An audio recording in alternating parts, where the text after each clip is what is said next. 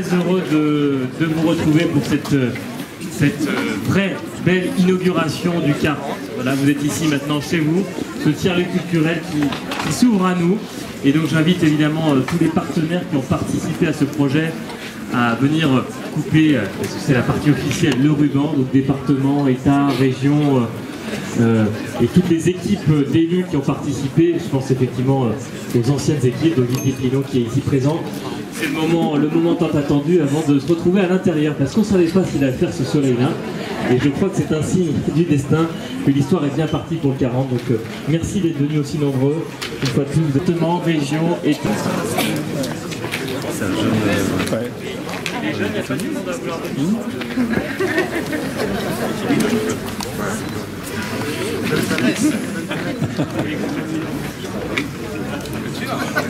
Vous pouvez faire ça. Allez, tout seul, hein, c'est la vie.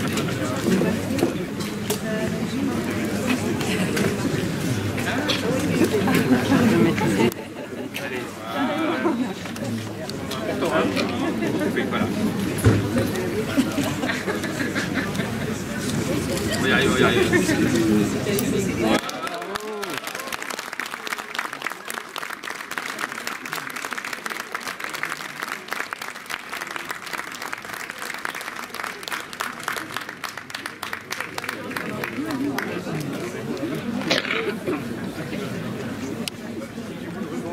Ceux qui veulent récupérer un petit bout.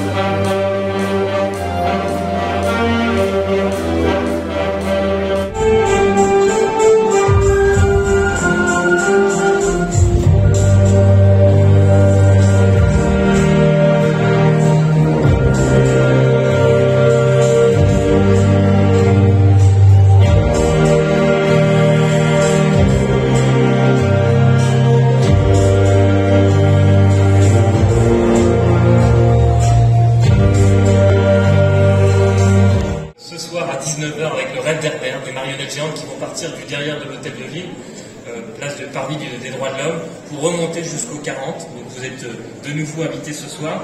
Je pense évidemment au 6x4, notre scène de musique actuelle, qui là aussi nous offre différentes, et notamment demain soir, 3 artistes qui se produiront sur scène. Je pense au Laval Virtual, qui est notre association dédiée à la réalité virtuelle et à l'art numérique, qui a œuvré aussi et qui va œuvrer au développement de la microphonie. Monsieur le vice-président du conseil départemental, mesdames, messieurs les parlementaires, monsieur le conseiller municipal du Pilon, mesdames, messieurs les élus, mesdames, messieurs, ça y est, c'est le moment protocolaire tant attendu. Et je vais commencer par vous dire à nouveau bienvenue au 40 de la rue du Britet. Il fallait effectivement bien 2 inaugurations pour ce bâtiment. Il y a eu, nous avons eu l'honneur, et je crois que la plaque s'en rappelle ce souvenir, de la venue du président de la République qui nous a fait donc l'honneur d'inaugurer ce bâtiment-là. Il fallait bien évidemment rendre hommage à ce bâtiment qui est, je crois, assez emblématique et va avoir un rayonnement national, voire même au-delà. Et on est très fiers aujourd'hui de se retrouver pour inaugurer tous ensemble auprès des Lavallois, Lavallois d'agglomération, Mayennais, Ligériens et au-delà, pour voilà, rendre accessible à tous les visiteurs, à tout le monde, à tout à chacun, ce lieu de culture, puisque à Laval, la culture est évidemment capitale. Alors vous le voyez, ça y est, le 40 commence déjà à vivre, il y a du bruit de partout, chacun occupe les espaces et c'est vraiment le projet de ce lieu du 40. C'est un tiers-lieu, un lieu où il se passe énormément de choses, pas que liées aux activités du conservatoire, c'est bien plus qu'un conservatoire. Vous avez une médiathèque derrière vous, vous avez une partothèque, vous avez un café qui vous attend. C'est un lieu vraiment multiple, aux multiples facettes.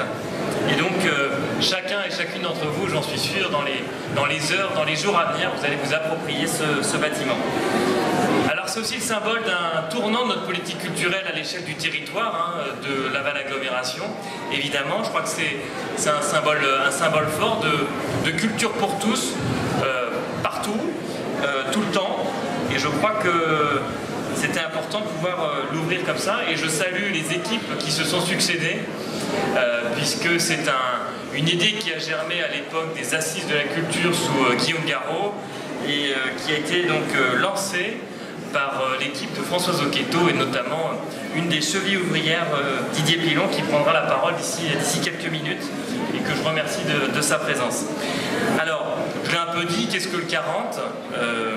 Je pourrais parler de pourquoi le 40, puisque c'est un nom qui a été voté par les Lavallois et plus de 1500 votants. C'est donc un tiers-lieu unique en France, 8600 m² dédiés aux cultures, mais même plus largement. Hein. On est ici au milieu d'une rue intérieure qui, je l'espère, sera une nouvelle rue pour les Lavallois. C'est un tiers-lieu où les espaces sont partagés, où les usages vont être très différents. Et c'est aussi une gouvernance où, autour de la table, pour gérer ce bâtiment, il y a des acteurs culturels, il y a des acteurs d'éducation populaire, il y a des élus et peut-être demain encore davantage d'acteurs qui vont s'y retrouver. Je voudrais remercier évidemment Bruno Gaudin, l'architecte, qui a mené là aussi d'une main de maître ce projet. Je ne sais pas où est-ce qu'il est. Félicitations à vous pour ce projet exemplaire.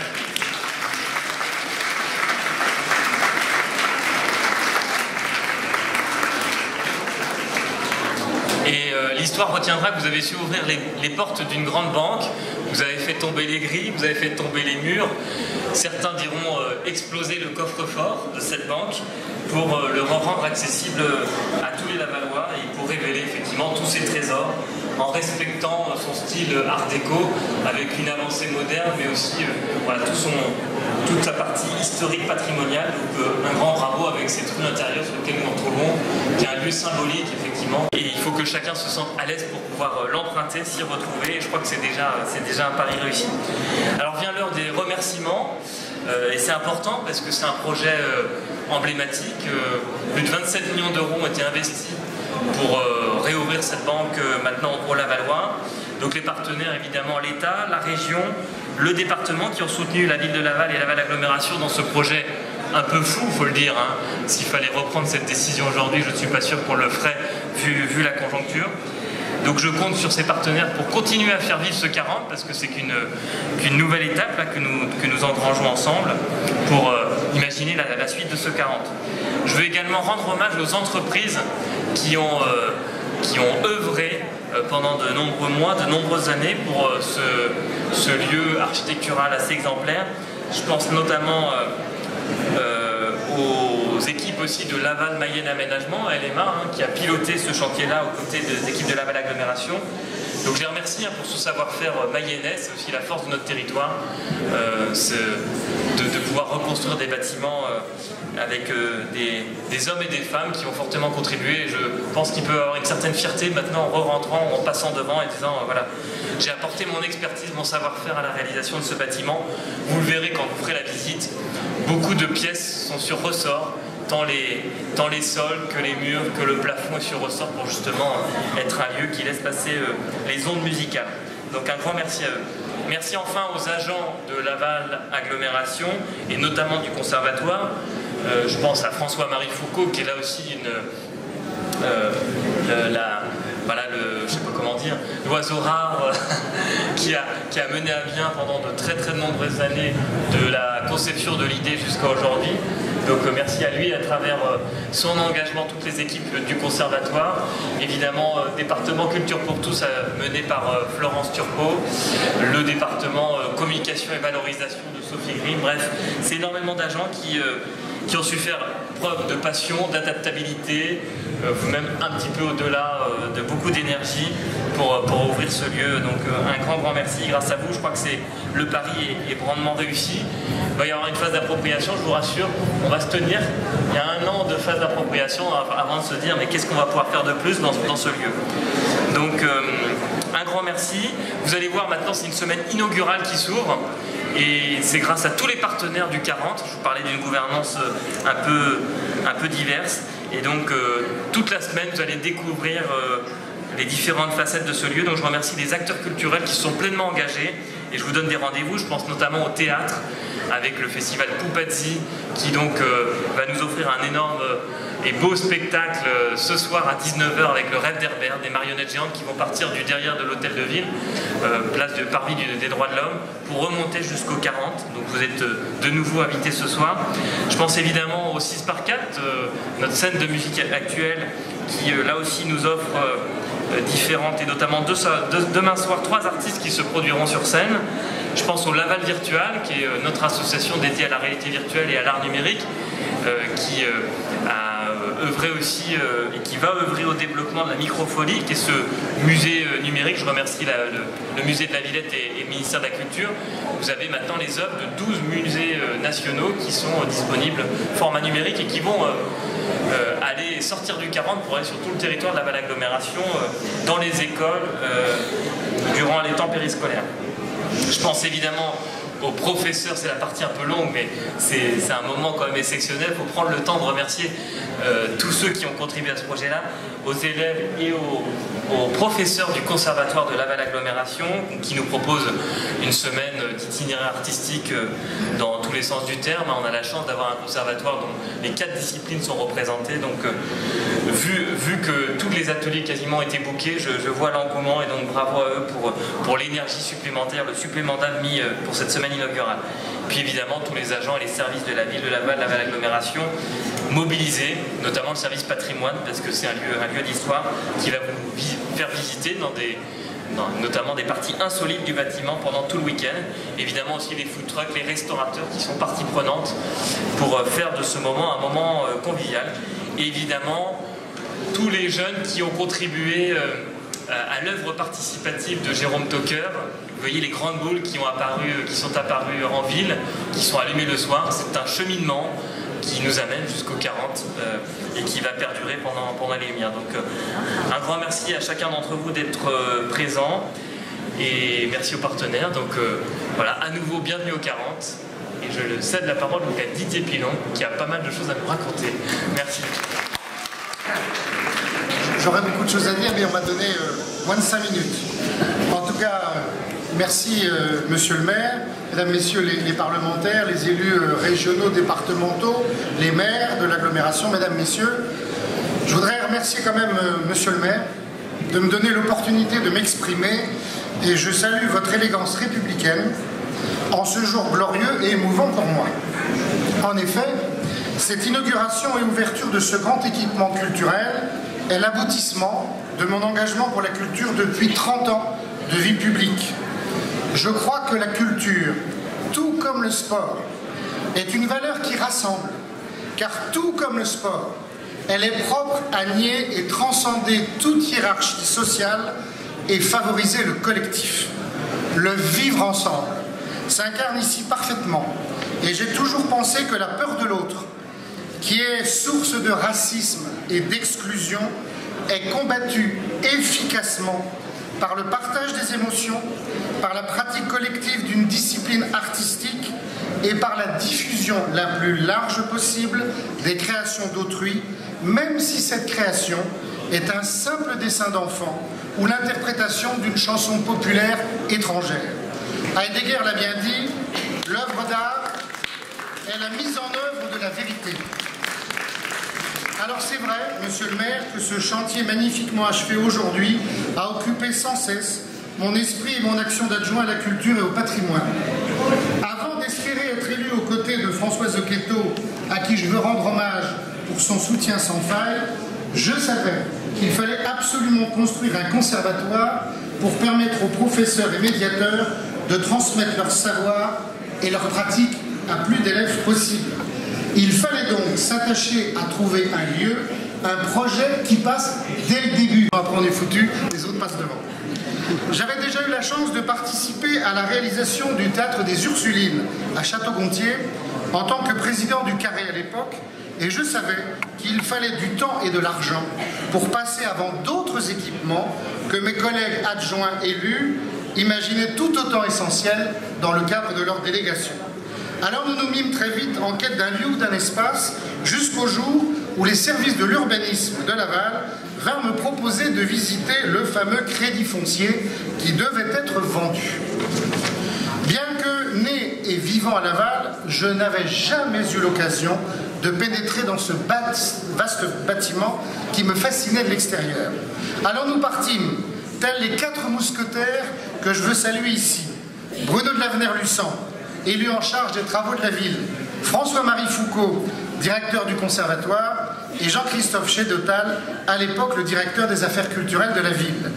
À l'issue de cette découverte, nous avions des étoiles dans les yeux et unanimement, nous décidions que le futur conservatoire ne pouvait pas être ailleurs.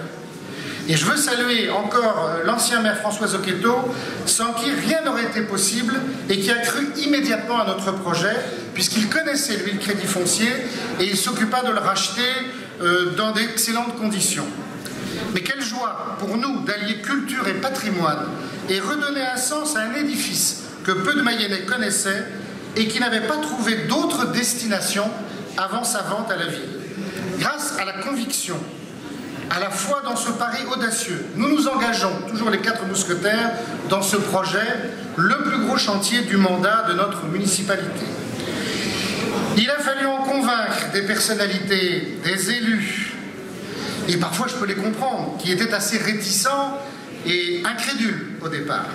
Merci à Jean-Christophe Chédotal, j'allais dire mon DAC préféré, mais c'est le seul que j'ai eu, car nous avons fait équipe ensemble pour devenir crédibles aux yeux de tous, politiques, administratifs, enseignants, artistes.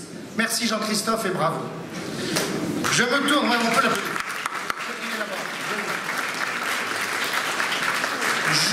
maintenant vers les professeurs, comme l'a dit monsieur le maire, vers tous ces artistes, parce que c'est aussi pour eux que nous avons pensé et voulu ce projet, pour pouvoir enfin vous donner un outil digne de votre savoir et de votre engagement dans la cité.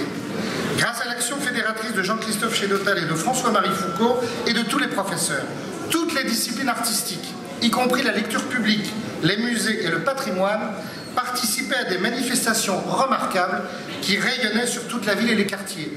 Je me souviens du jour le plus long de la fête de la musique. Et je m'étais promis, en moi-même, mais aussi à eux, que la ville leur devait un lieu permettant la plus grande expression artistique pour tous. Combien de réunions financières, administratives, organisationnelles il a fallu mettre en place pour convaincre les services, mais surtout aussi, et je les salue, les maires et les élus de l'agglomération, car le projet ne pouvait être que de l'agglomération. Et tous les autres partenaires que vous avez cités, monsieur le maire.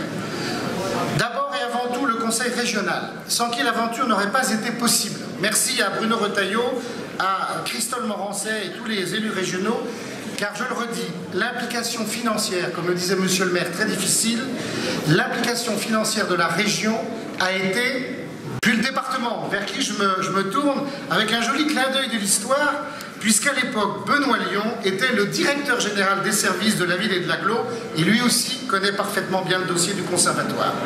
Je voudrais pour terminer saluer un préfet remarquable, un préfet qui lui aussi a cru à ce pari un peu fou et qui, comme nous, contrarié que le ministère de la Culture ne donne pas un seul centime dans ce projet structurant au moment même où le dit ministère disait qu'il voulait promouvoir les enseignements artistiques.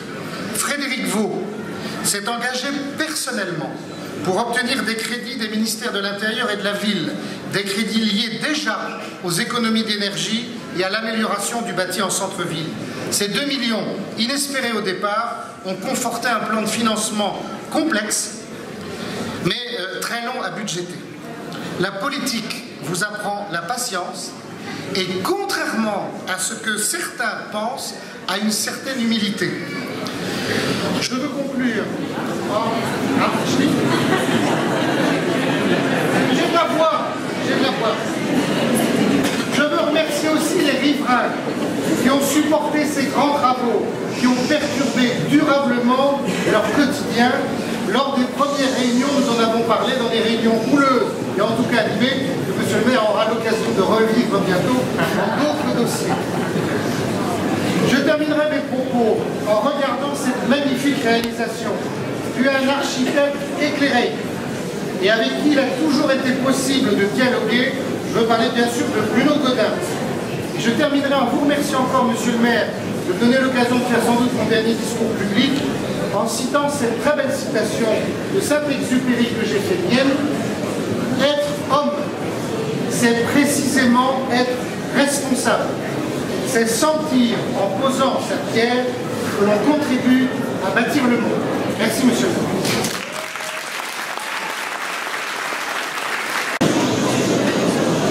Je vais continuer.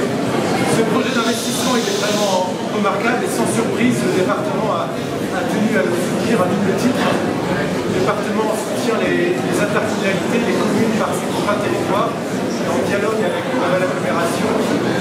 C'est plus d'1 600 000 € qui ont été dédiés à ce projet. Et puis le département, puisqu'il s'agit d'un équipement structurant, a décidé d'ajouter à ces 1 600 000 € 1 200 000 € pour marquer le soutien à ce très beau projet. C'est un bâtiment remarquable et exemplaire au sein d'une politique d'enseignement artistique, au service d'une politique d'enseignement artistique que je tiens à souligner. L'Observatoire, je tiens à saluer François Marie, porte un rôle particulier au sein du département en termes d'enseignement artistique. Le département soutient les enseignements artistiques avec ce schéma mis en place en 2017 et l'enseignement artistique, les musiques, la danse, le théâtre, les arts visuels sont vraiment portés par le département et c'est l'Observatoire. Il a un rôle ressource particulier dans le département, un rôle ressource, un rôle fédérateur, mise en réseau des acteurs, surtout les enseignements artistiques. Je tiens à saluer les innovations portées par cet observatoire, l'attention à tous les publics.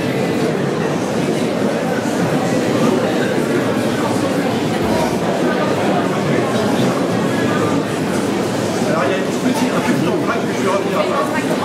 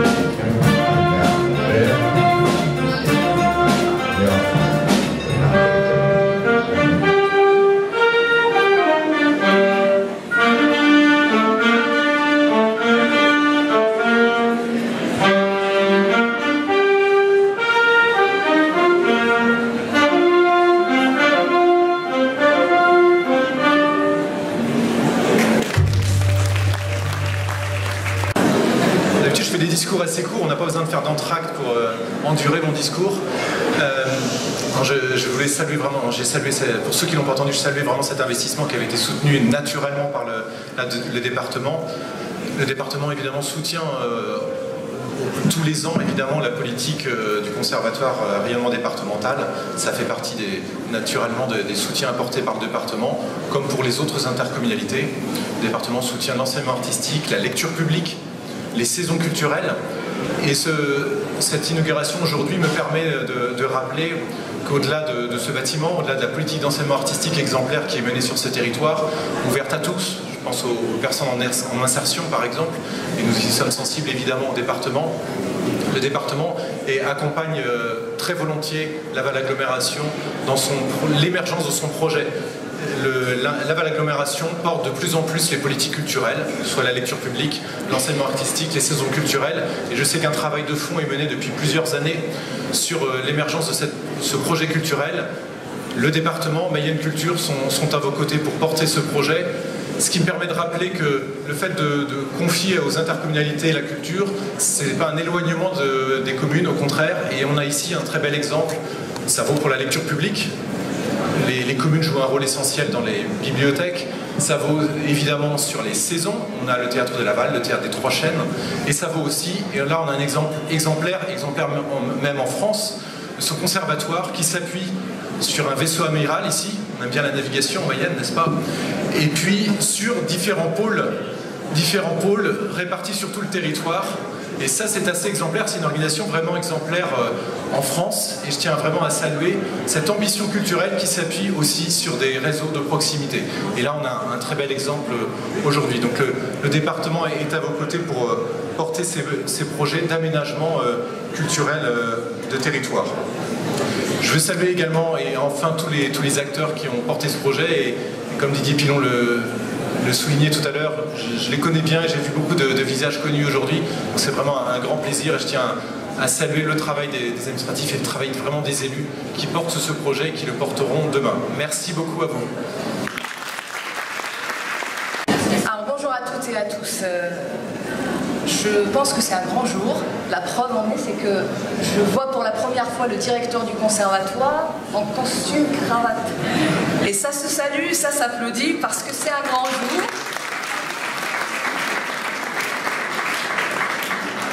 Mesdames, Messieurs les élus, Mesdames les députés, ça me fait plaisir aussi de dire Mesdames les députés, sénatrices, donc j'aimerais bien que les femmes soient un peu plus présentes au niveau national et c'est le cas aujourd'hui et ça me fait grand plaisir. Monsieur le maire, monsieur le secrétaire général, Mesdames, Messieurs, c'est un grand plaisir de représenter la région aujourd'hui pour plusieurs raisons. Tout d'abord parce que déjà avec Bruno Retailleau et ensuite avec Christelle Morancé, on a souhaité désenclaver les territoires et assurer un minimum d'équité entre les différents territoires pour qu'il n'y ait pas de différence entre les grandes métropoles de la région et puis les départements comme le nôtre, le département de la Mayenne et des villes moyennes comme la ville de Laval. D'où l'investissement massif dans des infrastructures comme cet équipement qui était très attendu. Donc je dis enfin, on a un conservatoire digne de ce nom, un équipement qui met à disposition des outils, des pratiques artistiques, des rencontres culturelles, accessibles à tous, au sein d'un véritable lieu citoyen. Ça a été mentionné par monsieur le maire, ça a été voulu, porté par Françoise Oqueto et Didier Pilon, et ça nous tenait à cœur tous les élus donc, de l'époque. Avec le théâtre, permettez-moi de rendre hommage à tous ceux qui ont participé à la diffusion de la culture et de l'art dans notre territoire. Et je vais rendre hommage à François Daubert tout d'abord, qui a, à l'époque, souhaité porter aussi une offre culturelle via le théâtre, qui aujourd'hui est labellisé, qui constitue un équipement central dans notre département et dans notre région. Donc je salue ce travail, qui ensuite a abouti aussi au 6x4, parce que le 6x4 c'est un autre public, c'est une autre offre culturelle. Je salue aussi Olivier Richeroux, président du département, qui a porté l'espace Mayenne. C'est une offre supplémentaire pour pouvoir ouvrir la culture à l'ensemble de nos concitoyens. Et puis je salue, moi aussi, le travail qui a été fait par Françoise Oqueto et par Didier Pilon, qui aujourd'hui ont abouti à ce beau projet qui est le 40. Donc aujourd'hui, on peut dire qu'on a une offre complète, une offre artistique, culturelle complète sur le territoire, qui permet à chacun d'accéder à l'art, d'accéder à la culture, qui est au-delà de la nécessité d'être universel, parce que malheureusement l'art et la culture n'est pas universel, mais il faut qu'on se batte tous pour les rendre universels. L'art et la culture sont pluriels. Et il faut que ce soit accessible à chacun et chacune d'entre nous. La région a participé, notamment par les folles journées en région, à la diffusion, la démocratisation de l'art et de la culture dans les quartiers, dans les communes rurales, et nous en sommes fiers. Et la région a toujours été présente sur des projets comme celui-ci, des projets structurants qui participent en fait au développement, à l'attractivité d'un territoire, avec un effort financier considérable. Permettez-moi de donner quelques chiffres qui sont importants aussi à donner, parce que c'est un choix aussi politique qui a été fait par les deux présidents de région, puisqu'il s'agit de plus de 8 millions d'euros qui ont été investis dans cet équipement. Je salue plus particulièrement Didier Pilon, et c'est important de le dire parce que j'étais adjointe à l'époque et je me souviens des discussions qu'on avait en bureau municipal, parce qu'effectivement quand on est adjoint, on porte chacun sa délégation, ses projets, et il faut aussi s'affirmer et donner aussi de bons arguments pour porter un tel projet, parce que c'est un investissement considérable de 27 millions d'euros, et par moment il faut faire des choix. Pour une ville comme la ville de Laval, avec des moyens limités comme l'agglomération, il faut faire des choix, et c'est un équipement qui a été porté à bras-le-corps par Didier et par l'ensemble des équipes qui l'ont accompagné, donc je salue vraiment ça. Je parlais tout à l'heure de patience. Le politique doit effectivement faire preuve de patience, mais surtout de persévérance. Persévérance, ne jamais baisser les bras, et quand on croit en un projet, on le porte jusqu'au bout. Et Didier l'a fait, et je le remercie infiniment, donc tout le mérite lui revient. Je tiens vraiment à saluer ce travail qui a été fait pendant des années. Mobiliser des financements, ça a été dit également, mobiliser des financements qui ont été nombreux. Il faut frapper à toutes les portes, et c'est un effort considérable qui ne se fait pas uniquement par les élus, mais avec toutes les équipes qui accompagnent l'élu sur un projet donné. Pour ce qui est de la région, je vais me contenter de parler des financements régionaux. Il fallait mobiliser 3 lignes pour pouvoir apporter ce financement de 30%, aussi bien sur la partie rénovation énergétique que la partie valorisation du patrimoine. Donc je pense que c'est un travail qui mérite d'être reconnu et d'être porté à la connaissance de tous. Je ne vais pas être plus long, c'est juste pour assurer et rassurer sur l'implication de la région dans l'accompagnement de projets structurants. La région est là pour accompagner ce type d'équipement parce qu'il prépare l'avenir d'un territoire, et nous serons toujours aux côtés des élus mayennais. Je m'y engage personnellement puisque je suis moi-même issue de Laval et de la Mayenne. Donc soyez fiers de cet équipement, soyez fiers du travail qui a été accompli, et bravo à tous ceux qui ont participé à la réalisation de cette œuvre. Merci à vous. Mesdames et messieurs les élus, mesdames et messieurs, bon, je vais être très court, c'est la dernière prise de parole, donc je vous rassure. 3 remerciements et un vœu. 3 remerciements. Déjà, il y a eu la standing ovation tout à l'heure de l'architecte, mais effectivement, il le mérite, puisqu'avoir transformé cette banque en ce magnifique édifice, c'était comme une prouesse architecturale, donc félicitations à lui. Félicitations et remerciements à toutes les équipes qui ont contribué, avant tout les équipes municipales qui ont cru à ce projet, aux financeurs également, la région, le département, mais également la collectivité, nos services également de l'État qui ont contribué financièrement, ça a été vu tout à l'heure, que ce soit pour l'investissement initial ou pour le microfolie que je vous invite à voir. Et puis un remerciement tout particulier à l'équipe du 40 et aux entreprises qui ont travaillé. Il y a quelques semaines, monsieur le directeur, on est venu vous voir en disant le président de la République vient la semaine prochaine. Rien n'est terminé, vous avez une semaine pour finir les travaux. C'était un véritable challenge, vous avez travaillé jour, nuit, voilà. Les visites se sont succédées et clairement c'était une grosse réussite pour cette inauguration, je dirais en 2 phases. Une phase plutôt très officielle avec le président de la République qui a fait l'honneur de venir dans ses locaux, et cette inauguration aujourd'hui où tous les Lavalloises et Lavallois sont invités à participer à cet événement. Un vœu, je vous l'ai dit également, mais ça a déjà été évoqué tout à l'heure par les discours successifs de nos élus. La culture n'est pas forcément accessible à tous jusqu'à maintenant. C'est plutôt, non pas forcément une élite, mais une partie de notre population. Et on a véritablement un souhait, c'est que l'ensemble de la population puisse accéder à cette culture, quelle qu'elle soit, à l'ensemble des facettes. Et je pense que ce lieu, cette rue, comme vous l'avez évoqué, monsieur le maire, cette rue permettra à tous, à tous les Lavallois et Lavalloises, de pénétrer dans ce lieu et de pouvoir accéder à l'ensemble des œuvres culturelles, à la diversité des œuvres culturelles qui font la richesse de notre patrimoine culturel aujourd'hui national. Voilà. Je ne vais pas être plus long, il y a encore beaucoup de choses à voir ici pour ceux qui n'ont pas eu l'occasion de découvrir ce bâtiment. Donc bon week-end à tous et merci à tous encore. Merci.